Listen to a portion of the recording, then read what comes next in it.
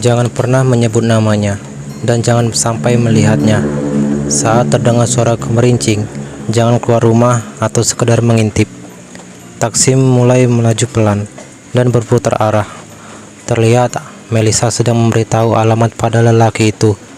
Sopir taksi itu mengulurkan tangannya untuk menekan argo. "Desa ini kok sepi sekali ya, Mbak? Seperti tak berpenghuni. Saya tadi sempat kebingungan, hampir saja kesasar." "Iya Pak, maklum, warganya termakan rumor tak jelas," sahut Melisa. "Rumor?" tanya sopir taksi. "Iya, Bapak pernah dengar andong pocong?" tanya Melisa tanpa rasa takut saat menyebut nama itu. "Belum pernah, jarang-jarang kesini soalnya." "Emang ada apa, Mbak?" "Katanya sih Pak, kalau melihat andong itu kita bisa mati." "Wah, kok serem? Bapak takut juga." "Iya toh Mbak, apalagi kalau ada hantunya kayak gitu," sahut sopir taksi. "Ya, Bapak penakut juga. Sekarang itu Mbak, banyak hal aneh-aneh, entah sengaja atau tidak. Kalau emang ada seseorang yang sengaja berbuat seperti itu." "Maksud Bapak menyebarkan rumor enggak jelas gitu?" "Ya mungkin." "Terus Mbak hubungannya sama pocong apa?" "Ya, Bapak tanya lagi. Penasaran kan?" "Akhirnya." "Iyalah Mbak, apalagi yang berbau serem gitu begitu." "Ini katanya loh Pak, si kusir dari andong itu si pocong."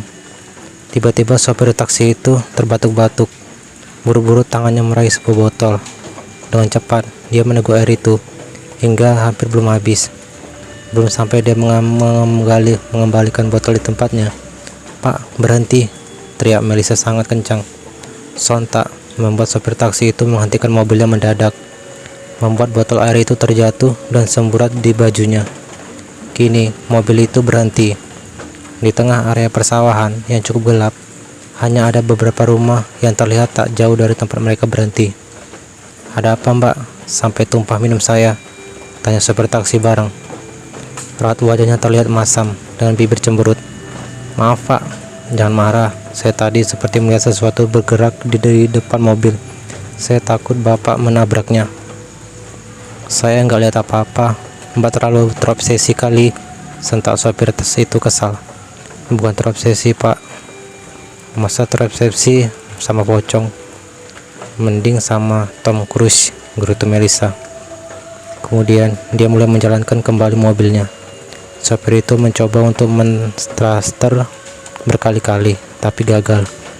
Raut wajah mereka berdua mulai gelisah. Ternyata lelaki itu mulai termakan cerita Melisa yang menyeramkan. "Ada apa Pak?" tanya Melisa mulai panik. "Gak tahu juga Mbak, setauku mobil ini tak pernah ada masalah. Mana berhenti di tempat gelap seperti ini lagi," gerutunya. "Eits, Bapak mau kemana?" "Turun Mbak, lihat mesin mobil," sentaknya buru-buru. Seketika jawabannya membuat Melisa mulai tidak tenang. Perasaannya mulai aneh. Seketika jantungnya mulai berdetak kencang. Semilir angin berembus menerpa wajah dan rambutnya dari kaca jendela depan yang diturunkan oleh lelaki itu. "Kenapa aku jadi merinding begini?" ucapnya lirih. Berkali-kali Melisa meraba tengkuknya. Gadis itu merasakan bulu kuduknya mulai berdiri lembut. "Ah, jadi mulus perutku." Kedua matanya lekat memandang bapak sopir yang berada di depan. Tangannya mendekap erat perutnya. Sopir itu mengarahkan senter pada bagian mesin. Cahaya redup terlihat samar dari balik kap mobil. Kemudian lelaki itu berjalan kembali ke arahnya. Dia mengetuk kaca jendela pelan. "Mbak, bisa bantu saya pegang senter?" "Apa Pak? Senter? Saya harus keluar pegang senter gitu?" tanya Melisa menegaskan. "Iya, bantu saya, bercepat selesai," sahutnya. Dengan kesal dan membuang segala perasaan takut, Melisa pun akhirnya turun. Gadis itu berjalan mendekat. "Ke arah mana senternya Pak?" tanya Melisa kesal. "Sini Mbak." Lelaki itu tanpa cek semua mesin mulai selang oli hingga karburator. Semua tidak ada masalah. Hingga Melisa seperti mendengar suara dari kejauhan yang samar, tapi begitu mencekam di hatinya. Gadis itu memasang telinganya lebar-lebar dengan pandangan mata berpendar ke segala arah. Sepertinya gadis itu mulai ketakutan. "Bapak dengar suara itu?" tanya Melisa mulai ketakutan. "Suara apa Mbak?" "Suara kerincing," bisiknya. Sontak kalimat Melisa membuat sopir itu memandangnya lekat dan tajam. "Jangan menakuti saya, Mbak. Ntar didatangin beneran loh sama itu pocong," sahutnya geram. "Saya serius, Pak," ucap Melisa tegas dengan berani menatap tajam lelaki itu. Mereka berdua masih di luar mobil. Angin yang berembus menerpa tubuh mereka semakin kencang. "Ayo Pak, cepat tutup kapnya dan balik ke mobil," ajak Melisa dengan menarik lengan lelaki itu. Jantungnya semakin berpacu cepat. "Balik ke mobil," ajak Melisa dengan menarik lengan lelaki itu. Jantungnya semakin berpacu cepat. Adrenalinnya semakin meningkat tajam. "Cepat Pak, coba di set starter," teriak Melisa makin panik. Lelaki itu mencoba kembali men-starter. Tangannya sampai bergetar hebat. "Mbak, jangan teriak-teriak, saya jadi nggak bisa konsen." "Maaf Pak, saya mulai takut nih." Kali ini lampu sorot depan mobil tiba-tiba padam hingga suasana menjadi gelap gulita. "Waduh, kok malah mati semua ini?" teriak lelaki itu. "Pak, tolong diam sebentar. Coba Bapak dengar suara ini," pinta Melisa. Dia langsung terdiam. Begitu juga dengan sopir itu. Lama terdengar suara kemerincing dari kejauhan. "Bapak dengar itu?" bisik Melisa. "Suara apa?" sahutnya ikut berbisik. "Suara kerincing andung." Lelaki itu menggeleng dan kembali mencoba menstarter mobil. Kali ini berhasil. Raut wajah sopir itu berubah. Ketegangan di wajah tuanya mengendur. "Alhamdulillah," teriak Melisa spontan. Tiba-tiba sesuatu seperti menabrak jendela mobil. Suaranya terdengar seperti dibentur oleh sesuatu. Namun sopir taksi itu seolah tak peduli dan terus melaju perlahan. Suasana sangat mencekam. Di antara mereka tak ada yang bersuara. Melisa memberanikan diri untuk melihat ke arah jendela di sebelah kiri. Samar dia melihat sebuah bayangan yang mengikuti gerak laju mobil. Bahkan bayangan putih itu seakan terus menempel pada kaca jendela. Dengan terpejam, ujung jari Melisa mencoba mencolek bahu sopir taksi. "Ada apa lagi Mbak? Coba Bapak lihat kaca jendela di sebelah kiri saya. Saya seperti melihat sebuah bayangan putih." Sekilas lelaki itu menoleh. Kemudian dia menoleh untuk yang kedua kalinya. "Nggak ada apa-apa." "Serius Pak?" tanya Melisa pelan. "Lihat aja sendiri Mbak." Sontak Melisa menoleh ke arah kaca jendela. Raut wajah Melisa mulai menciut dan warna kulitnya memutih pucat pasih. Bibirnya bergerak-gerak lambat seolah tak mampu berkata-kata. Kedua bola matanya seakan tercekat hingga beberapa detik. Dirinya bagai terhipnotis saat melihat wajah hitam dengan bola mata putih memandang ke arahnya. Bola mata itu nampak kosong hingga detak jantung Melisa seolah berhenti berdetak. Saat masuk ke dalam hitungan detik kesekian, gadis itu berteriak histeris. Suaranya mengejutkan lelaki itu. Dia menoleh ke jok belakang. Melisa meringkuk dengan tubuh yang bergetar hebat. "Pocong, ada pocong Pak," teriak Melisa dengan terus menutup wajahnya. Sopir itu menghentikan mobilnya. Dia kembali menoleh ke belakang. Tapi tak ada sesuatu yang aneh. Lelaki itu tak melihat apapun. Kemudian dia mencium bau harum parfum yang bercampur dengan bau busuk. Tanpa menoleh lagi, lelaki itu tancap gas tanpa mempedulikan teriakan histeris Melisa. Dia ingin segera pergi meninggalkan desa itu. Saat melihat pintu gapura desa, wajah lelaki itu senang. Jalan raya terlihat ramai, seakan menepis kejadian menegangkan yang baru saja terjadi. "Mbak, bangun, ini sudah di jalan raya," ucap-ucapnya. Melisa terbangun dan melihat kiri kanan. Suasananya kali ini terlihat berbeda. Banyak kendaraan lalu lalang dan cahaya penerangan sangat benderang. Apa yang kulihat tadi nyata sekali dan aku bukan bermimpi. Aku masih bisa merasakan auranya dan pandangan matanya yang kosong saat melihat ke arahku. "Ih, serem," gumamnya dalam hati sambil bergidik. "Masih takut Mbak?" Gadis itu hanya mengangguk pelan. Perasaannya mulai bisa tenang saat mobil itu mulai memasuki gerbang perumahan. Rumahnya pun masih terlihat ramai dengan anak kecil bermain. Di teras depan rumah, terlihat orang tuanya sedang memperhatikan adiknya yang masih bermain di luar. Mereka tersenyum lebar menyambut kedatangan Melisa.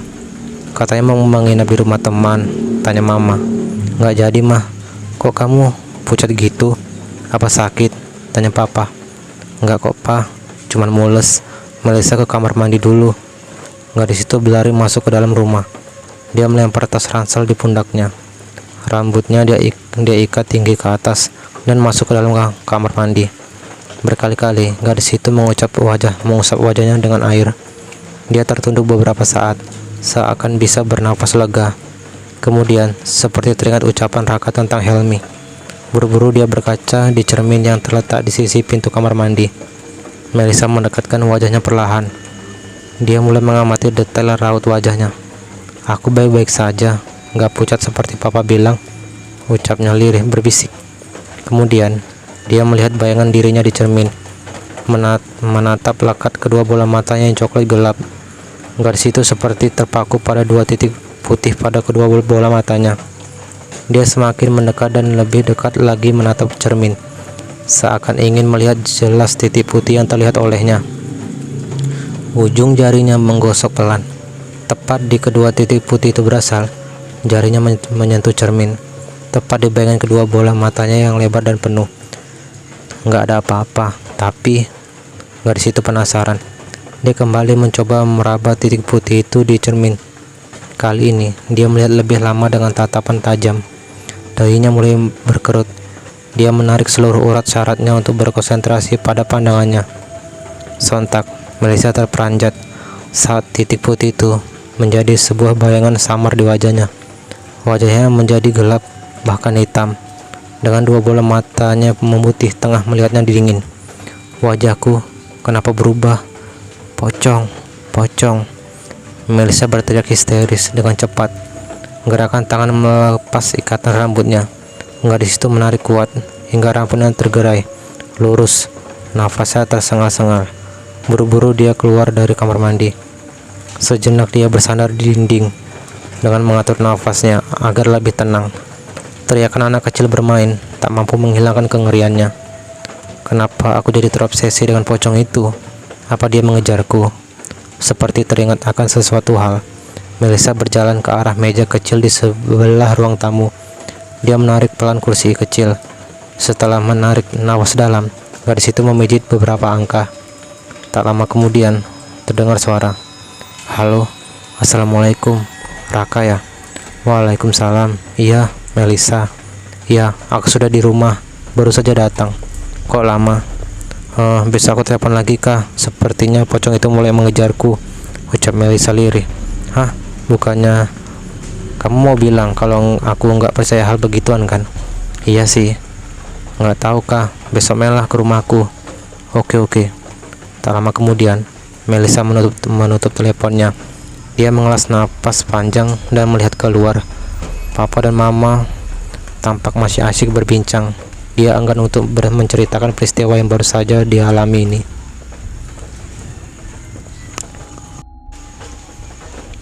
Raka terdiam sesaat. Dia meletakkan gagang telepon dengan pikiran yang masih melayang. Teringat akan ucapan Melisa. Sepertinya pocong itu mulai mengejarku. "Ada apa?" tanya Raditya sambil menepuk bahu Raka. Raka mendengkus kasar. Angga pun menatapnya heran. Begitu juga dengan Fitri yang masih duduk di depan televisi. "Sepertinya pocong itu menghantui Melisa," ucap Raka lirih. "Hah, yang benar," saut Angga mendekat. Dia masih belum berani cerita. Nafasnya masih terdengar berat dan seperti orang habis berlari jauh, ucap Raka cemas. Ibu yang sedari tadi hanya diam, berjalan mendekati mereka. Kalian mau percaya atau tidak, saat suatu pantangan atau tradisi di suatu daerah menuntut kita untuk percaya, sebaiknya lakukan. Namun, kalau dari awal emang gak mau percaya, kalian juga harus berani berpegang teguh dengan keputusan kalian itu. Ketiga pemuda itu hanya terdiam, mendengar petuah yang disampaikan Ibu Lusnia. Wanita itu melirik jam dinding yang hampir pukul 9 malam. "Sudah malam Raka, mungkin teman-teman kamu sudah mengantuk. Kamu tidur di kamar bapak saja, biar Angga dan Radit tidur di kamar kamu," sahut ibu. "Kita tidur bertiga aja kah?" celetuk Angga. "Kenapa?" "Takut juga," tanya Raditya mengejek. Akhirnya, malam itu, mereka bertiga tidur bersama. Terlihat Raka menggelar karpet tebal dan kasur tipis yang dia letakkan di lantai. "Aku aja bro yang tidur di bawah," sahut Raditya. "Gak usah, biar Angga yang tidur di atas," celetuk Raditya. "Terserah kalian deh," ucap Raka. Sejenak mereka larut dan sibuk dengan pikirannya masing-masing. Terbayang Melisa yang ketakutan. "Menurutmu, apa Melisa bertemu dengan Andung itu?" tanya Angga. "Entah, Tapi kenapa dia merasa dikejar oleh pocong itu? Tanya Raka balik. Bisa saja dia memang bertemu kah, dan sekarang dia seperti dikejar terus oleh pocong itu, saut Raditya. Aku jadi takut mau ngucapin si itu, ucap Angga. Raditya dan Raka langsung tertawa terbahak-bahak. Tak lama kemudian, mereka akhirnya terlelap. Malam itu sangat hening. Bahkan, suara jangkrik pun yang biasanya saling berlomba mau memamerkan kemerduan suaranya tak terdengar sama sekali. Hingga suara detak jam dinding terdengar menggema memenuhi seluruh ruangan. Tiba-tiba, Angga terbangun. Hembusan semilir angin dari sela-sela genteng yang tak memakai plafon sangat dingin. Angga beberapa kali membalikkan badannya. Sesekali menggaruk kakinya yang tak gatal. Dia melihat kedua temannya sudah tertidur pulas. Aduh, kebelet pipis. Dia menguncang badan Raditya kencang. Dit, bangun Dit, antarin ke kamar mandi dong, bisiknya. Waduh, aku ngantuk gak? Kamar mandi kan deket, masa kamu nggak berani sih? Elak Raditya. Dia terdiam sejenak, sembari menggaruk kepalanya. Maksud hati membangunkan Raka, tapi dia nggak enak. Akhirnya, dengan menumbuhkan keberanian dalam hatinya, perlahan dia turun dari ranjang. Suaranya berderit pelan. Dengan berjingkat, Angga membuka pintu kamar perlahan. Hembusan angin seolah menyambut badannya yang kurus kerempeng. Sesekali, dia mengacak rambut keribunya. Yah, kenapa lagi semua lampu dimatikan? Gerutunya. Tangan kanannya bergerak meraba dinding, mencari saklar lampu. Dia berjalan perlahan dan kesulitan mencari letaknya. Kemudian berjalan perlahan menuju kamar mandi. Lampu kamar mandi menyala terang. Angin menerobos dari sela-sela genteng, seolah menyambut kehadiran dirinya. Setelah menyiram beberapa gayung air hingga bersih, Angga keluar. Dia sengaja tetap menyalakan lampu itu agar sedikit ada cahaya. Tenggorokannya terasa kering. Angga memutuskan berjalan ke dapur. Dia mengambil kendi dan menuangnya di gelas segar. Kemudian, dia berjalan menuju kamar. Saat hendak membuka pintu, dia merasa ada seseorang yang tengah menatapnya tajam. Sontak Angga menoleh ke belakang. Tak terlihat seorang pun. Sepertinya bukan berasal dari arah belakang, tapi ruang tamu, bisiknya dalam hati. Dia memberanikan diri berjalan beberapa langkah ke depan. Kini, pandangannya seolah tercekat oleh saat melihat seseorang yang dikenalnya. Raut wajahnya bergetar. Dia memicingkan kedua matanya untuk memastikan dengan apa yang telah dilihatnya. Kah, kamu Helmi? Sosok itu mengangguk, pelan dan tak berhenti. Dia terus mengangguk hingga membuat Angga serba salah. Ngapain kamu di sini gelap-gelap? Antar aku pulang, bisiknya lirih. Tapi ucapan Helmi dimengerti oleh Angga yang masih belum sadar. Pulang? Tanya Angga ragu. Kembali Helmi mengangguk tanpa henti. Lehernya seakan patah hingga wajah Helmi rapat ke dada. Tapi leher kamu kenapa? Sontak pertanyaan Angga membuat sosok itu berhenti mengangguk. Sosok itu semakin tajam menatap ke arah lelaki itu. Kilatan cahaya dari bola matanya bersinar merah, membuat degup jantung Angga berpacu lebih cepat. Dia beringsut mundur beberapa langkah. Raut wajah Helmi mulai memucat, putih pasih, sama halnya dengan Angga. Saat dia ingin menggerakkan seluruh tubuhnya, dirinya tak bisa bergerak. Tubuhnya kaku dan dingin. Radit, Raka, teriak Angga, tapi suaranya tak bisa keluar. Sosok itu semakin berjalan mendekati dirinya. Angga langsung teringat akan jenazah sahabatnya itu. Saat itu, dia sudah diberi kain kafan dengan bagian mata tertutup oleh kapas. Begitu juga dengan hidungnya. Wajahnya diberi bedak kuning yang berbau wangi mayat. Kapur barus menebar aroma di sekitar jenazah dengan wangi bunga mawar, melati dan bunga lainnya. Sontak ingatannya membuat dirinya tersadar. Sejenak dia melihat pocong itu telah berdiri di depannya. Helmi, kamu jadi pocong, ujar Angga terbata. Sebuah tepukan di pundaknya membuat dia berteriak sangat kencang. Tiba-tiba sosok itu sudah berubah menjadi Blusnia yang menatap Angga dengan keheranan. Kamu kenapa? Tanya Blusnia bingung. Pocong, teriak Angga berlari masuk ke dalam kamar. Tak sengaja, dia menginjak dan menendang kaki Raditya dan Raka, yang akhirnya terbangun. Badan Raka menggigil dengan membenamkan wajah diguling. Waduh, sakit, teriak Raditya. Pocong, ada pocong di luar, saut Angga makin ketakutan. Dengan menunduk ke arah ruang tamu, mereka berdua saling berpandangan. Mereka melihat Angga dengan aneh dan bertanya, "Ada apa dengan anak itu?" tanya Raka. "Nggak tahu, kakiku sakit banget dia injak," saut Raditya. "Sama," saut Raka. Mereka membiarkan Angga yang masih syok, keduanya terduduk termanggu. "Emang ada apa di ruang tamu?" tanya Raditya. Raka hanya menggeleng, sedangkan Angga tetap meja grup rapat bibirnya. Tok tok tok, terdengar suara ketukan pintu kamar pelan. Mereka berdua terkejut dan saling berpandangan. "Ibu, kamu mungkinkah?" "Mungkin." Raka bangkit dari duduknya. Dia berjalan menuju pintu kamar, kemudian membuka perlahan. Suasana masih gelap, tak terlihat seorang pun. "Siapakah?" bisik Raditya. Lelaki muda itu, berambut lurus gondrong itu menggeleng. "Apa aku bilang, ada pocong di ruang tamu itu. Itu bukan ibu kamu," celetuk Angga. "Hus, jangan ngawur kamu," sentak Raka. Kemudian dia menarik pergelangan tangan Raditya dan mengajaknya untuk memeriksa keluar kamar. Tangan kanan Raka langsung meraba saklar dan menekannya. Ruang tamu seketika terang. Dia menyalakan seluruh lampu di rumah itu. "Masih jam 12 malam kah?" bisik Raditya. Raditya mencoba menuju ruang tamu. Dia mencoba mengintip keluar dari sela-sela gorden, sepi dan sunyi. "Desa kamu seperti ini sampai kapan?" "Nggak tahu." Mereka berdua terduduk di kursi tamu.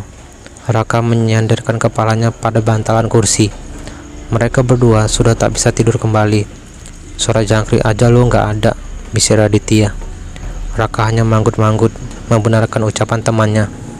Tiba-tiba hidung Raditya kembang kempis, seolah mencium bau sesuatu. "Cium bau sesuatu enggak?" "Enggak, emang bau apa?" "Bau wangi bedak atau parfum gitu, tapi bercampur dengan bau busuk gitu." Berkali-kali Raditya mengucap hidungnya. Dia terlihat menyengir. "Seperti ada yang berhenti di depan rumah kah?" ucapnya. "Iya, kayak tapak kuda." Kemudian tangan kanan Raditya menarik lengan Raka yang ingin mengintip dari jendela. "Jangan, ingat ucapan ibu kamu." Raka mengurungkan niatnya. Dia mengajak Raditya kembali ke kamar dan mematikan seluruh lampu rumah. Belum sampai mereka masuk ke dalam kamar, terdengar suara berdiri dari besi tua, lirih, seperti seseorang yang turun dari sebuah andong, hingga langkahnya berjalan ke arah teras rumah terdengar. Bagai suara langkah kaki diseret, gemerisik suara daun-daun saling bersautan terkena angin malam. Raditya terbelalak, menatap tajam Raka, seperti suara pintu yang dibentur oleh sesuatu. Benturan di pintu itu terdengar makin keras, seperti berasal dari benda tumpul yang membentur pintu. Raditya menarik pergelangan tangan ke Raka. "Ayo masuk," bisiknya. Pandangan Raka tak bisa lepas dari pintu rumahnya. Ada terselip rasa penasaran untuk melihat siapa sebenarnya yang telah berbuat semua kekacauan ini. Kini mereka berdua terduduk di atas kasur. Napas mereka terdengar keras memburuh. "Aku rasa dia membenturkan kepalanya," bisik Raditya. "Siapa?" "Pocong itu, sok tahu kamu." "Serius, benturan itu bukan gedoran dari tangan, tapi kepala," saut Raditya. Mereka berdua akhirnya tak bisa tidur, hingga suara itu tak terdengar lagi. Mereka mencoba untuk tetap terus berjaga sampai semua baik-baik saja. Tak hanya Raditya dan Raka yang tak bisa tidur, Melisa mengalami hal yang sama. Gadis itu hanya bisa membolak-balikkan badannya yang terasa letih.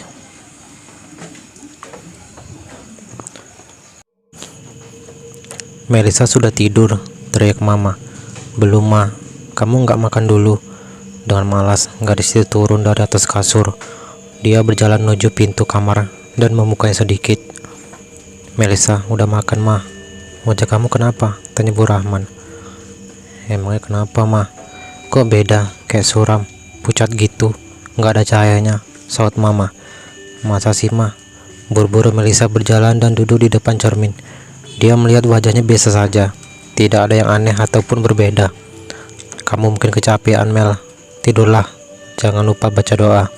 "Iya, Ma," sambil memeluk sang mama. Sebelum merebahkan badannya, dia matikan lampu kamar, hanya menyalakan lampu kecil yang ada di meja belajar. Dengan cepat, gadis itu merebahkan badannya di atas kasur, seakan melepas beban berat di hatinya. Entah karena apa, Pikirannya menjadi tidak tenang. Wajah ada yang sedang memburu dirinya saat ini. Melihat mencoba memejamkan kedua matanya dengan erat. Bayangan seraut wajah pocong itu masih terus mengejar dalam ingatannya, membuat gadis itu semakin gelisah. "Apa benar dia mengikutiku?" ucapnya lirih. Terdengar suara petir menggelegar dari kejauhan. Sepertinya akan hujan. Belum sampai 5 menit, hujan deras mengguyur, membuat udara semakin sejuk dan harusnya bisa membuat orang dengan mudah tertidur. Namun, tidak bagi Melisa. Gadis itu semakin gelisah. Khawatirannya tampak menggelayut di raut wajah mudanya. Semilir angin yang berembus membuat gadis itu semakin merapatkan pelukannya pada guling. Dia menarik selimut yang berada tak jauh dari ujung kaki. Beberapa kali cahaya kilat menyambar dari kejauhan. Kilatan cahayanya menerobos masuk ke dalam kamar, semakin membuat gadis itu tak bisa tidur. Akhirnya dia bangkit dan turun dari atas kasur. Melisa berniat untuk menyalakan lampu kamar agar terang. Belum sampai langkahnya berjalan menuju saklar, tiba-tiba listrik padam. Melisa melangkah mundur kembali ke tempatnya. Dia hanya duduk terdiam, mematung. Gadis itu pun tak berniat untuk mencari lilin atau mencari alternatif penerangan lainnya. "Kenapa aku merinding?" bisiknya. Sekilas sambaran kilat sedikit memberi cahaya dalam kamar. Terdengar tirai gorden jendela kamarnya bergerak tertiup angin kencang dari sela lubang angin di atas jendela. Pandangan Melisa mengarah pada jendela. Sepertinya angin berembus semakin kuat menerjang kamarnya. Belum sampai dia mengalihkan pandangan kedua matanya, gadis itu mendengar suara sesuatu di pintu kamar. "Iya, mah," teriaknya. "Papa," teriaknya semakin terpaku. Melisa semakin merasakan bulu kuduknya berdiri dan tubuhnya merinding. Berkali-kali dia mengusap badannya dengan kedua telapak tangan. Suasananya makin aneh begini. Mana mati lampu lagi, serunya kesal. Namun, bayangan putih dengan wajah hitam itu seakan tak lepas dari bola matanya. Dia masih mengingat kejadian itu saat kedatangannya hampir bersama dengan bunyi keroncong andung. Saat itu pula, semerbak wangi bercampur bau busuk merobak menusuk hidungnya. Melisa semakin lemas. Dia merasakan dada terasa sesak jika mengingat hal itu. Tak lama kemudian, suara itu terdengar kembali. Itu seperti bukan suara ketukan tangan. Seperti belum sampai dia melanjutkan kalimatnya, Melisa seakan tersadar bahwa itu bukan mama dan papa. "Siapa?" tanya Melisa memberanikan diri. Bulu kuduk yang berdiri, seluruh badannya tiba-tiba merinding. Degup jantungnya berpacu cepat. "Mama," Melisa takut, ucap Melisa lirih. Tak lama kemudian, suara itu tak lagi terdengar. Bibir Melisa tertutup rapat. Wajahnya semakin pucat pasi.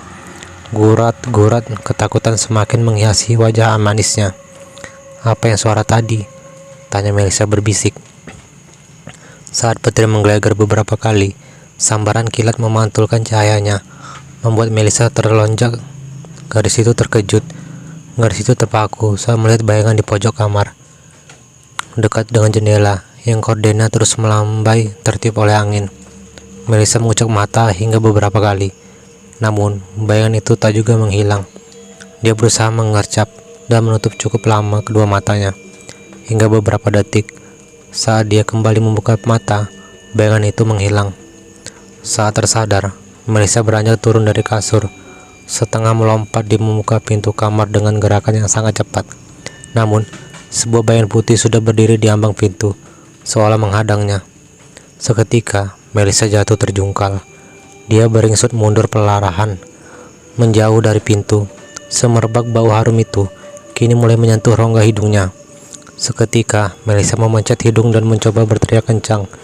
"Mama!" teriaknya histeris berulang kali. Tak lama kemudian, pintu kamar depan berdesir. Pintu kamar itu terbuka lebar. Kedua orang tua Melisa tergopoh-gopoh menghampiri kamar anak gadisnya. Dengan lampu senter, mereka melihat Melisa sudah jatuh tersungkur di lantai. "Melisa, kamu kenapa, nak?" teriak Ibu Rahman panik. "Kamu kenapa, Mel?" tanya papa.